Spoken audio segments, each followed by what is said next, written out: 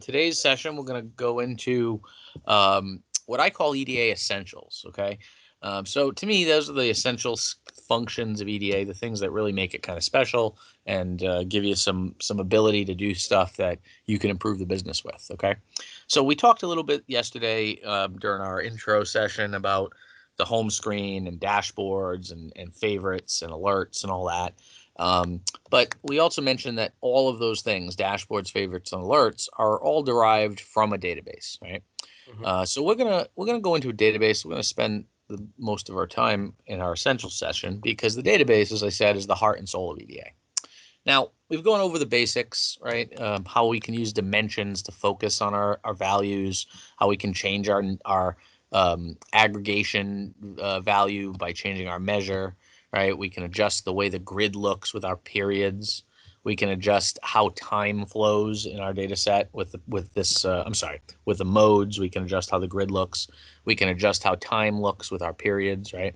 So we have all these mechanisms. So it's easy for us to come in here and ask a question and filter our data down. Like I want to see customers, right? And I want to know customers who've had less sales in September and less than August. And I have 21 customers in total for the last 12 months, but ones that have less sales in August than September, I only have 4 that meet that criteria, right? Now, once I've filtered some data down, and maybe I don't really care about rolling 12, maybe I just want to see this as a total instead of having all the months. So I'm just going to change my mode to total, right? And I have this view of data. Now, when I have a view like this, I can do a few different things with it. Okay, I can share it out as a favorite, and we talked about these a little bit in our intro session, which allows us to create these subscribable views. Now we jumped ahead a little bit last time, and we dove in a little bit into the subscription process, and that's something I'm going to talk a little bit more about now. But if you guys feel really comfortable with how favorites and subscriptions work, because this is a really small audience, I will jump ahead a little bit. But if you want me to go through the favorite process again, normally I would do that now. But we did cover it a little bit in the intro, which was a little jumping ahead. So I'm going to leave that up to you. You guys let me know how you feel if you want me to go over that part in a little more detail. Yeah, I don't see why not. Just go ahead and. Yep. Just like to give you guys the option. I don't want to be boring you with stuff you felt like you already feel really solid on, right? Yeah. So, and if at any point I'm going over anything that you feel like we covered before in the intro session, that we jumped ahead or I already answered, just let me know and I'll fast forward a little bit. This is a real small group, so I want you guys to get the most out of it. Okay. Okay. Okay. When we create the favorite, we first make our view. Now, one of the nice things when we create this view is we can, I have a question, I believe. Hang on. Oh, I think that's Dave. Oh, okay, yep. Someone's in the lobby. Let me admit him. There we go. Good afternoon. This is Tom with Epicor. Hi, who's joined the call? Oh, this is Dave. Hey, Dave. How's it going? How you doing? Doing all right. Sorry for being a little late. No worries, no worries. We were just getting going here. So, Dave, we were talking a little bit about favorites. So I'm just explaining how we can share data out with other users in EDA. Okay. So we come into here. We've created this view, right? So I filtered my data down by customer. I've set it to my criteria of sales for September are less than they were for August, and I've outlined the 4 customers that meet that criteria, right? And I can see the net sales for the last 12 months for those 4 customers, right? So now I'm going to take this and I want this to be something I can share with my users. So I'm going to come up here to this little star. This star is a really popular button, guys. We stick a lot of stuff on there. It's not like someone else might have joined. Oh, it's me. I just never got let into the. Oh, no worries. Video. There you go. Sorry about that. Not a problem. Thanks. No problem. So now we're going to take this and we're going to save it out and share it out. So we're going to use this little star at the top. This little star is kind of a multi-function button. They call it a favorite button, but really it gives you a lot of different functions. It gives you some access to things you've been to recently, so all your recent stuff, which is what like typically a favorite does. But then it gives you all these functions, right? save a favorite, add to a dashboard, create an alert, or go to the designer. And these are the four real areas we're going to be talking about today, how all these things work collectively, right? So we're going to go to save a favorite, click this button, and we get this little pop-up. Now, when you save a favorite, the owner by default is whoever creates it, but you can assign it to someone else. So say I'm making a favorite, but I really want BI Viewer to be the owner of it, all right? Want someone else. I can set that. Typically, though, you're going to create it as you're the owner, okay? Now, if you own it, then that means you can edit it, you can change it. Other admins could also edit things. They could take ownership of it and modify it, but they would have to go and willfully take control of your favorite to be able to change it, right? Because you're the owner of it. The name is just going to be what we're going to call it. So I'm going to call this test favorite, right? And I can give it a description. That can be whatever I want. Now, by default, the favorite will go to whatever you have as the current period set, but you can set that to something else. So I might say, hey, I want to see current fiscal period rather than rolling 12 months, right? Lastly, we assign the period to a folder or to a user or both. Now, we talked in our admin session about folders and security, right? How we can create different folders to organize our data. So here, I might want to say, well, this test favorite, I'm going to give to everyone who's in sales. So I'm going to put it in the sales folder. One thing I like to do, guys, is as I'm starting to get going on this, I will create a folder, like a pre-production folder, where I can save things before I'm finished with them. So then I can just have this one folder I can go to and say, oh, I'm working on this one, I'm working on that one. And then once they're done, I say move them to the actual folder that I want them to live in, right? Just a little tip, you can do that however you want, whatever workflow kind of works for you, right? Now, if I give it to the folder, just like we talked about in the admin session, anyone who has access to that folder gets access. You can also give it directly to a user. So I could say, hey, manufacturing admin can see this favorite, or sales admin can see this favorite, right? Once I set that, I hit save, and now my favorite's been created. Now I can modify and edit that favorite in the admin menu, like we talked about during our administration session. I can, go into the list of favorites and change its ownership, change what folders it's assigned to. Anything I want to change about it, I can do from in there, okay?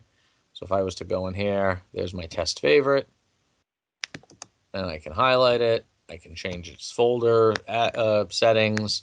I can subscribe users to it, okay? And this is probably one of the biggest things that favorites bring with them is the ability to subscribe.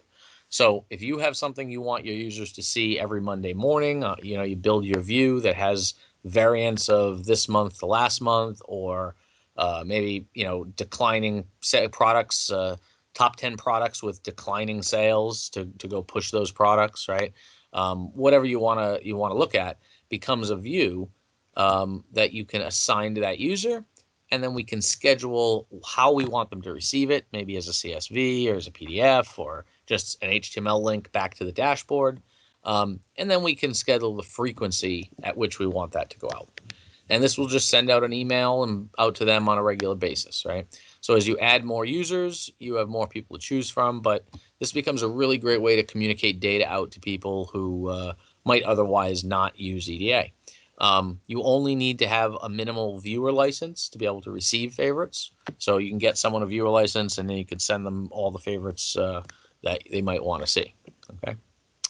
Okay. Now, if favorites are, the favorites that we send out to folks are basically a view of data. An alert is a view of data that we've added a condition to look at. Okay. So what do I mean by that? Well, this favorite, I go see it and I just know I have this view of this report that gives me this information, right? But it's not looking at the information telling me how many there are and then saying, based on that number, either that's good, bad, or indifferent. And then only email it to me based on if it's good, if it's bad, or if it's indifferent, right?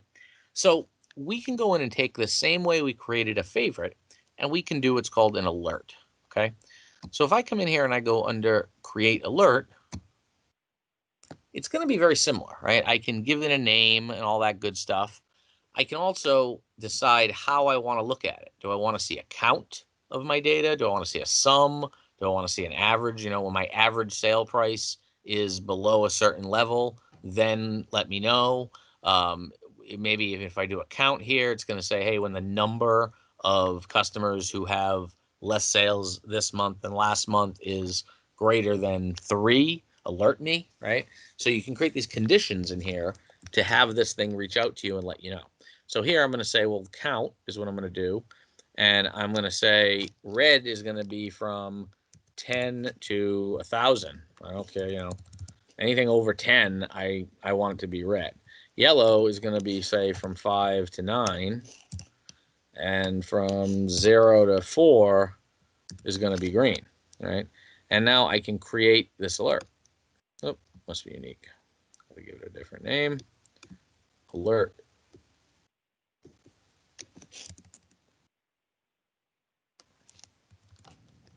Okay, create, subscribe. So now, when I create and subscribe to this, it's going to build the alert, and then I can tell it to send this to me based on when it's red or when it's red or yellow, right? And then send it to me, run this build daily. So every day at 9 a.m., run this alert and look at the condition and send it to me if it's not more than 5, basically, right? And then what it's going to do is you're now going to have this alert up here that when you click on, it's green because we only have 4. But if we simply, you know, change this value to, you know, go up and goes to 5, then it's going to turn yellow. It goes to 10, it's going to turn red. So we can build those alerts with a number of different views in mind, right? We can create calculations. We can create just, you know, greater than, less than a certain value, right?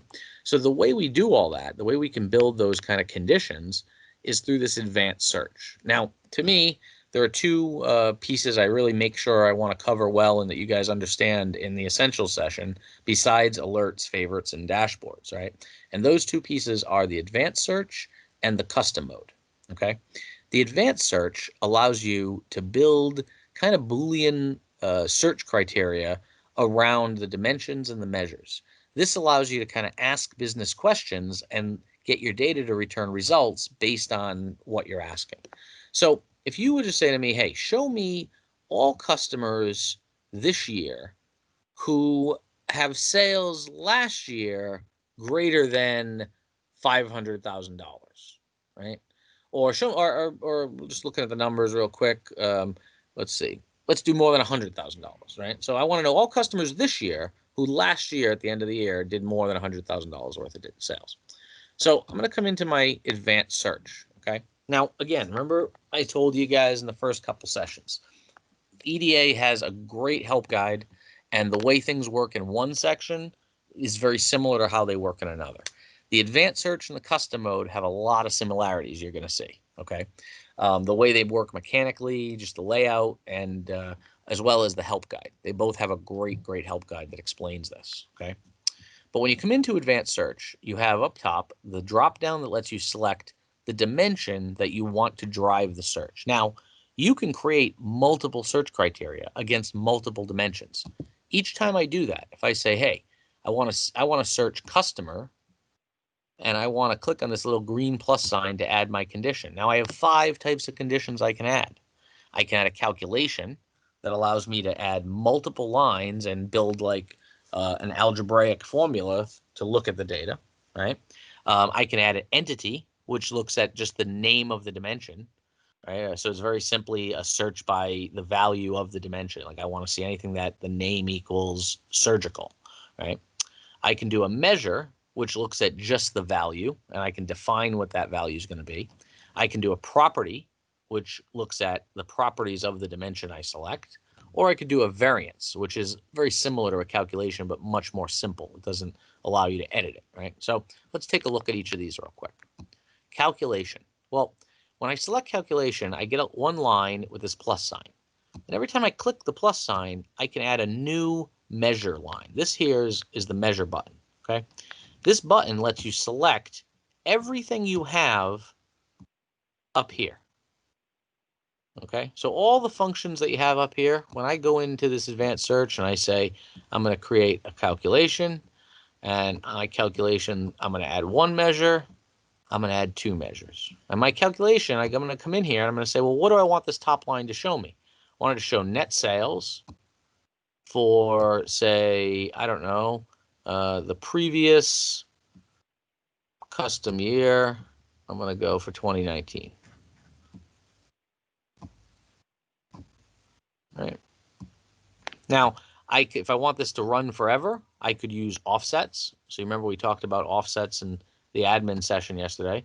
And the offsets now this will always look at last year. I mean, last year is 2019, but it's not fixed anymore. It'll kind of roll. So this is going to give me total net sales for 2019, right? And then I want to say, let me look at something on this one. Maybe this one I want to see total cost for 2019.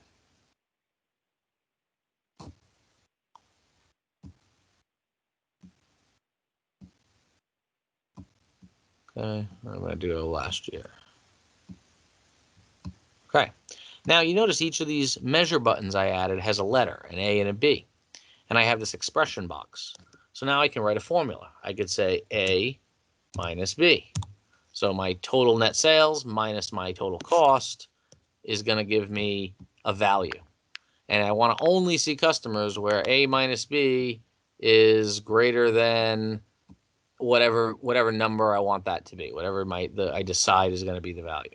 Right? If I turn this from net sales into, say, gross margin percent, I could do a percentage. I could say, show me what gross margin percent is greater than 5% or 10%, whatever I want to do in this calculation, right?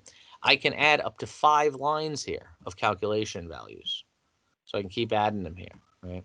And I can do things like calculate percentages. I can do commission calculations. I can do A minus B times 100. I can, whatever kind of formula I want to do in there, right?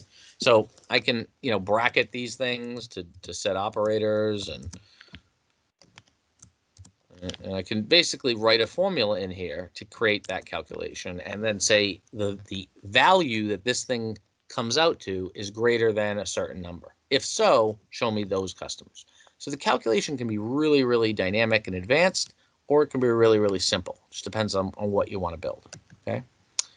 The next one, entity, fairly straightforward, right? Say I want to only see customers whose name is equal to a specific value, right?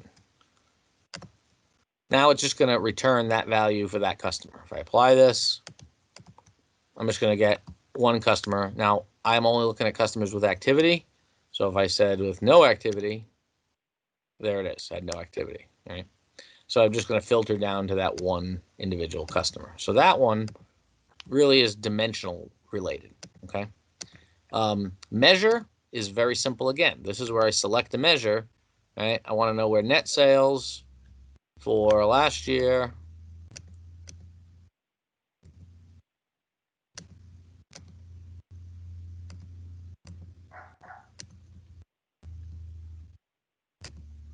is greater than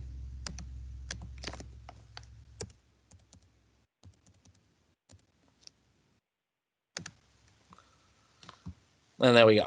And I'm looking at customers that met that criteria for last year, but here's what they sold this year, right? So I can kind of go in there and see those values and kind of ask a question and look at the data from a different time. So I can say, hey, I want to know what last year's sales were, customers who did more than this value last year, and what numbers do they have this year, and do a comparative that way, right? Then you have your property. Property is very powerful. This is where if I say, hey, I only want to see customers in Texas, I could say, well, where customer state equals TX, and apply. And I'm going to get just customers that the state info equals Texas. And that's going to be the property that I have right here. Right? So you can use that property view to further limit the data, right? And then last, the one we have is variance. And variance is just one. It's just like calculation, except it's locked at A minus B. So you have just 2 lines, A minus B. This is a great way to do like quick variances between months. When I do something like right click and say, hey, show when August less than the next month, it's actually creating an advanced search criteria for that, right? So the variance is just basically a watered down calculation, if you will. Okay. All right. So that advanced search really allows you to control how you're going to retrieve the data, what data you might want to filter out. I also didn't show you in here, you also have the ability to do this at multiple levels. So let's say I go in and I add a measure on customer, and then maybe I want to add one on part. Oh, I got to add a value, sorry. There we go. And then I want to go down to part and add, let's say, another measure. And you notice that each one that has a filter on here will have a value and a number next to it. So you can kind of see which ones have criteria assigned to them. Okay. All right. So advanced search, like I said, has a great help guide. Definitely take advantage of this and take a look at it. It has a lot of really good information in here. And, you know, shows you formulas on how to create things, gives you some examples. So some working examples of like a declining customer or product sales that beat a target, how you can combine things. So some really great stuff you can poke around and look at in here as well. Okay. But advanced search really allows you to do some detailed data mining of the information. All right. So any questions on that one so far before we move on to the custom mode here? Okay. Now, anything you create an advanced search for, you can save off as a favorite. Okay. So when you go in and you build that advanced search criteria, you know, you just save that same mechanism I just showed you by saving a favorite would take that and save it off. Okay. As well as anytime you right click in these fields and use any of these functions, that is also creating an advanced search criteria that you can edit. Okay. Last thing I want to say about the advanced search, if I come in here and use the focus button and I say focus on 3 customers and say focus, and you say, oh, really, I needed a 4th customer in here. Well, without going into advanced search, the only thing you could really do is uncheck this, come back and say, oh, it was these 3 plus this guy. Right? There's no way to kind of undo and just check off one more. But if I wanted to add a 5th here, I could just go into the advanced search, click on customers, and find the customer I want to add and check them off. And then I would automatically have that 5th customer. So that's another way you can use that to be able to kind of modify queries you've already, you know, built using focus or whatever. Okay. All right. So now let's talk a little bit about the custom mode. Okay. Like I said, that these things kind of have in EDA, everything kind of has a similarity and they work in similar ways. So custom mode has a lot of similarities mechanically to advanced search. Okay. But where advanced search is more focused on filtering the data on the dimensions and building formulas to filter down which dimensions you're going to see in your results, custom mode is more about modifying what's in these columns that represent the measures. Okay. So if we go into mode and we go down to custom mode, and we talked yesterday about all these different modes and how you can, you know, have total and period, and they'll change the grid in some ways. But the one thing that you have in common with all the modes is that any mode you go into, these buttons at the top control all the columns, right? So if I come in and I say, well, I want to see total cost, not net sales, I'm seeing total cost. That's what all the columns are going to display. And if I say, well, I don't want to see it in total, I want to see it by period or variance, you know, I can't see variance, total cost, and another column that has previous from, you know, like total cost for current and gross margin dollars in the previous column. I can't do that. I can only have one value in each, you know, that's represented across the screen. And if I add a second value, then I have 2 values that are represented across the screen, but I can't move them around or reorder them or do any of that, right? Custom mode allows me to do all that. So if I come in here to mode and I go to custom. Now, one thing to keep in mind whenever you use custom mode, whatever mode you're in when you go into custom mode is the way it's going to start you off. So try to get as close to what you want to build as possible. If you said to me, hey, I really want to have a variance report, but I want the variances to be ordered differently, or I want the percent calculation, I want something else there, right? We would go into the variance mode, and then from here, I would go down into custom, okay? Now, custom, what it does is it has a line for each column. So each one of these red line X's represents one column in the grid. And remember what I was saying, how things look very similar in here as they do to the advanced search, and how things kind of move across in EDA similarly, right? Well, mechanically, very similar. You have the green button that you can click on up top that allows you to select your values. Now, where custom mode, advanced search had 5 options, custom mode really only has 3. Custom mode only has the 3 that apply to measures, right? There's nothing in the grid or in those columns that we're editing that is related to an entity or a property, right? You only have measures in these columns. So it only looks at the measure related items, right? So we're going to come in here, we can choose calculation, measure, or variance. These do exactly the same thing that they did in custom mode. Calculation allows you to add up to 5 lines. Measure allows you to select a single thing that you want to put in that column. And variance, again, just like variance in the other one, is a watered down calculation of just A minus B. So if we look at this example of custom mode in variance, we can see that the first column says current. I can simply reorder these columns. I could just drag this guy down. So now previous current, and then variance, or maybe I want the percent variance up here, something like that, right? I have lots of, basic movements I can do in here. I can also change the names and titles of these things. So I can make this test. And just like in advanced search, I have the measure button. And if I click on that measure button, I have all the values that I have up top that I can adjust. So I can say, well, this column is going to be gross margin dollars.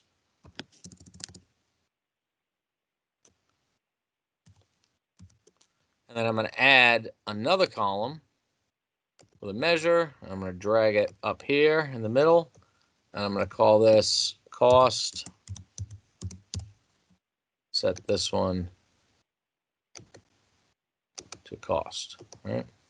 And now if I apply this, I'll have 2 new columns added to my grid, and my order will be adjusted, right? But you're going to notice something. All of a sudden, all the stuff up top is grayed out. I can't adjust my measures. I can't adjust my streams, my format, or my period, okay? The reason for that is that now these aren't all controlled universally. They're each controlled uniquely in this custom mode. So the upside to custom mode is it allows you to really control the grid, to modify it, to create your own layout, if you will.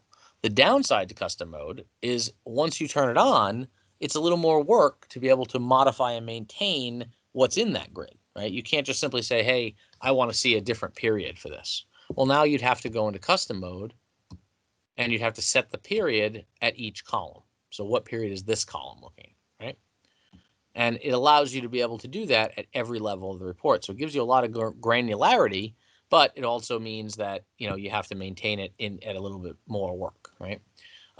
You can do things like formatting in here, so you can change the way the formatting is going to look. There's some pre-built formats that you can grab, or you can do a free form. You've got a few other options with adding prefixes and suffixes and decimal places to play with. But for the most part, it works pretty much the same way that the advanced search works in terms of these measure buttons controlling the values that are going to be represented. The difference here is what you're setting this to is what's going to display in the grid. And in the advanced search, what you set is what it filters the grids, what results, what dimensions show up based on, right? But the concept is very similar in how they work. Okay, once you get one down, the other, will also start to come along. The help guide here is phenomenal. Again, can't say enough about it. Custom mode has a lot of detail in here on examples, just like the other one had on calculations and everything. But again, once you learn how to use the calculation on one of these, it'll be a no-brainer doing it on the other. And there's some good examples and stuff that you can look at in here. Okay, so I recommend taking a look at the help guide as well. Is there a limitation to how many columns you can add in custom mode? I don't think there is. I've never tried to add I've never tried to max it out, but I have added 10 or 12 columns without a problem. And you also, if you remember from when we were talking about modes, like if you go into transaction mode Mhm. and I turn on all measures and I turn on all properties, I mean, this is going to run for a while, but it's going to give you a pretty big report. You know what I mean? So like Yeah. that's so like that returned, but now look at all the columns I'm supporting.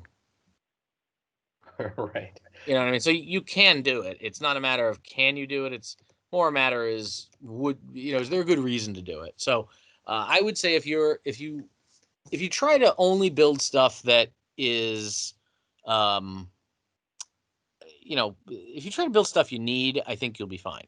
I've never seen a lot of business reason to have like a report with 100 columns in it. You know what I mean? Right. Yeah. But if you need to add 10 or 12, you should have no problem doing that. Perfect. So, okay.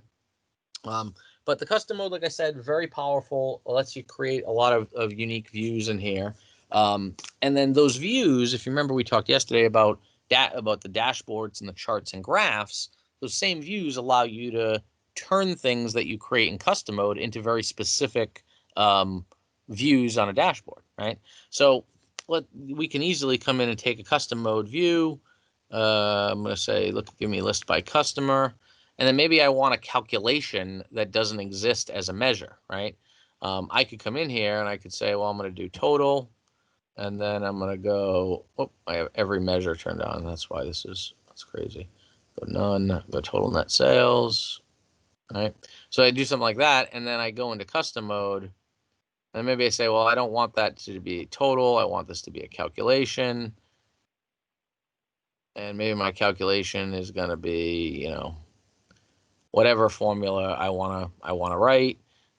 Net sales, maybe minus tax amount. I go A minus B. And I bring this into my view now. Oh, so now I have this value of tax amount over the period I set was for the rolling 12 months. Now I can go back to my white star, don't forget about this guy, and say add this to a dashboard, right? Now I can add it to a dashboard like this as a grid, or I can click on the visualization tool and I can add it to the dashboard as a graph, right? So maybe I want to filter this the other way, want to make it a graph. Maybe I just actually want to see the number, and maybe I want to see an average, right? So I want to know my average for that value. Now I could take this value and say, add this to a dashboard. Now, when you open up a dashboard, okay, I'm going to tell you this, and I guarantee you're going to forget and do it anyway. And when you do it, you're going to be like, Tom told me this. Because I've done this a million, I still do it. You notice when you open a dashboard, it does not default to new. It defaults to the top, to A, alphabetically. New is way down here in the bottom. So I guarantee you're going to be building a dashboard one day, and you're going to build a widget, and you're going to end up sticking it on the accounts payable dashboard. I have so much junk on my accounts payable dashboard in my demo database. It's not even funny. Okay, so we're going to give this guy a name. We're going to call this test. Okay. We're going to give it a line. Now, lines are how we organize things on these dashboards, right? Every item on the dashboard in EDA terms, we call a widget. And every group of widgets is a line, okay? So I'm going to give this line a name. I'm going to call this test line. And I'm going to say save and open, okay? And what it's going to do, it's going to take that value that I built, and it's going to stick it there on this dashboard, okay? Now, I can do other stuff here. I can take other items. I can clone an existing item and edit it. So I could take this same value, come back in here. Now, this is in custom mode. I want to reset it. I want to get rid of the custom mode, go back to a list of sales by customer. And maybe now I want to see this in a bar chart, right? The previous year, current to previous year. And maybe I don't want to see it by all the customers. I just want to see it by rep. That way, it's a little more reasonable the amount of people I look at it by. And then I'm gonna for some reason don't like those, and I'm going to save. Right, so now I can continue to add things here, right? I can, once I started putting some stuff on my dashboard, I have a lot of options. I can delete something, I can clone something, right? I just showed you those two are pretty straightforward. I can edit what's here. So I could take this guy and edit it and say, well, I don't want this one to be the average. I want this one to be the sum, right? And I could call this line sum.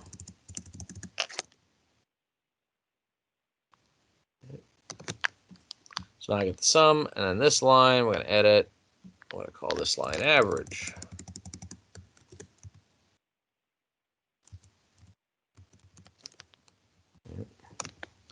So we have two different values. I can look at information to understand how this particular widget is filtered.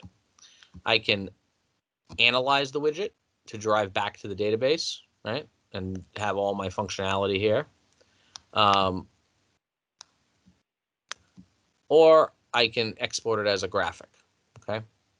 Now, once I have on the line level, I can clone the whole line. So I could copy this whole line, right? I can delete the whole line, obviously. I can edit the line and give the line a name. So, right? And this starts to come together. It starts to look more like a traditional dashboard. I can move these things around just by swapping them, okay? I can move them from line to line. Okay. And then I even have the ability at the line level to click edit here and change the way the line manages the widget. So I can say, hey, keep them equal width. Let me do a flex mode where I can move them around. So now I might say, hey, I want to stack these two like that. And my line becomes super wide. And then I want this guy to be sort of in the middle over here. Okay. And my line's down here. So I can do all kinds of stuff with how I arrange the stuff on my dashboard, right? By editing the controls, okay?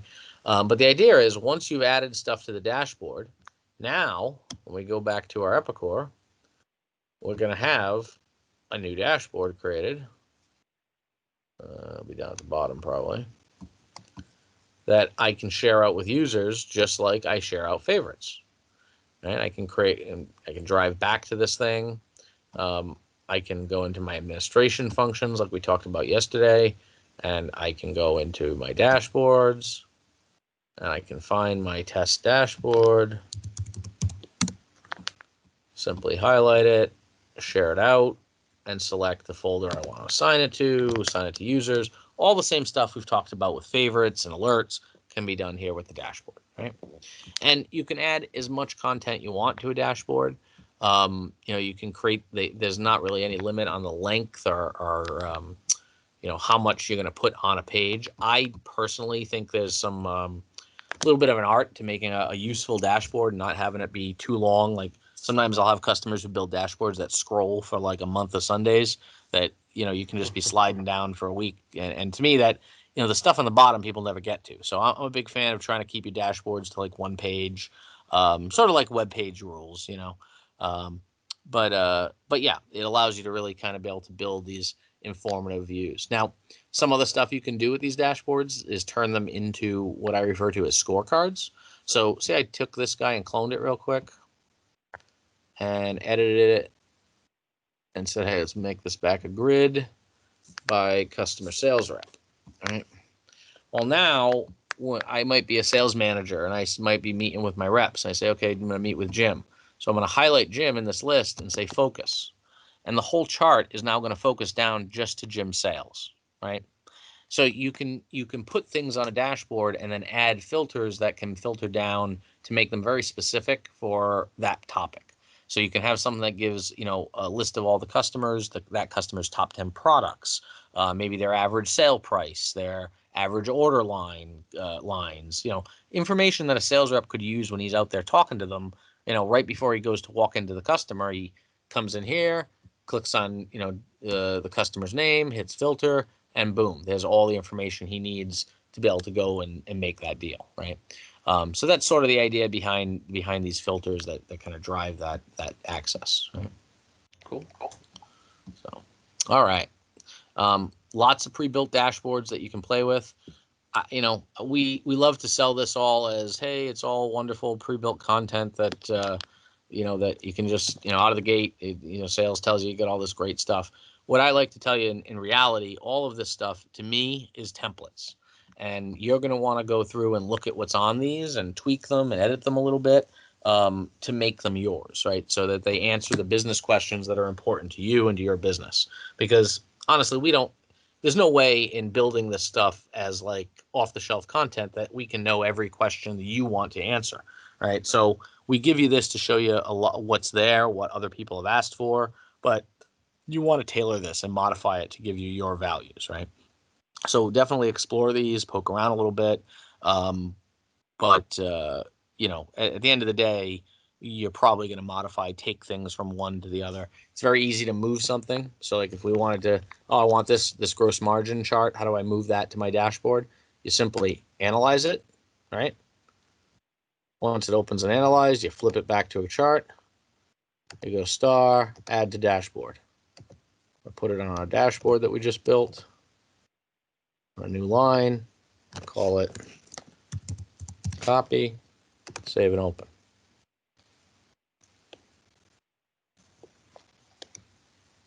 And there it is. Right. So you can easily just move stuff from one dashboard to the other, or take bits and pieces of different dashboards and put them together on one view to make like an executive level dashboard. Whatever you need to do, you can kind of pull together and build. So I recommend you guys play with this a little bit. And if you have questions along the way, certainly we have a lot of working sessions coming up. We can dive into building some actual dashboards based on some stuff you might want to see. Cool. All right. Any questions on any of that stuff? We covered a lot. Custom mode. We covered advanced search. We're talking about favorites, alerts, and dashboards. Anything else that you want me to dive into a little more there, or in that area? I think I'm good. All right. Good deal.